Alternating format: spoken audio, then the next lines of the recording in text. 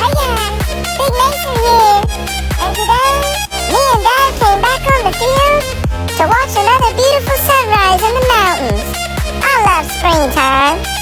You may have noticed that me and Dad switched up the walking spot, and we do that from time to time. Why?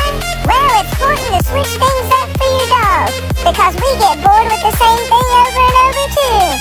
Me and Dad love coming up here in the mornings. They're such beautiful spring mornings, and I get to listen to the birds sing.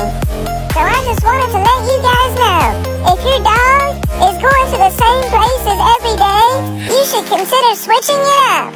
Not only will they be surprised, but they'll have a whole new world to explore and check things out, which they love.